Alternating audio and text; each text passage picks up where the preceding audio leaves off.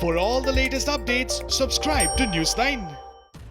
On the 20th of June, drug firm Glenmark Pharmaceuticals launched antiviral drug Favipiravir under the brand name FabiFlu. FabiFlu was the first oral approved medication in the country for the treatment of COVID-19. The Mumbai-based firm stated that it had received approval from the DCGI and thus started to manufacture the drug. Glenmark has also completed the phase 3 clinical trial with Favipiravir on COVID patients with mild to moderate symptoms, and the trial results are yet to be published. In the meantime, the drug firm has hit the headlines for its pricing of the drug. Now, the DCGI has asked for a clarification from Glenmark Pharmaceuticals regarding its alleged claims on using the drug on COVID patients with comorbidities. In addition to its alleged claims, the DCGI also asked an explanation on the pricing of the drug.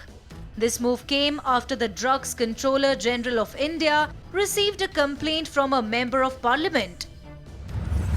The total cost of the treatment with FabiFlu or Favipiravir will be around 12,500 rupees, and that the cost proposed by Glenmark is definitely not in the interest of the poor, lower middle class and middle class people of India. The complainant further added that the poor people cannot afford to buy the drug as the cost of a tablet is 103 rupees. As per the claim by Glenmark, the patient has to take the tablet for 14 days, which means one patient will have to take approximately 122 tablets, 18 tablets on day 1 and 8 tablets per day from day 2 to day 14. The total cost of the treatment will be around 12,500 rupees.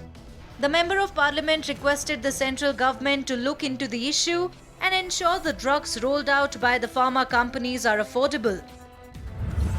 In such a global pandemic where the world is struggling against COVID-19, the central government should ensure affordability of the drug to the common people. In fact, 6 to 12 centers wherein these clinical trials were conducted are government medical colleges from Maharashtra, Gujarat and Delhi. This indicates that poor and middle class patients have contributed to the clinical trial as subjects. Price quoted for this drug is definitely unaffordable to the common people.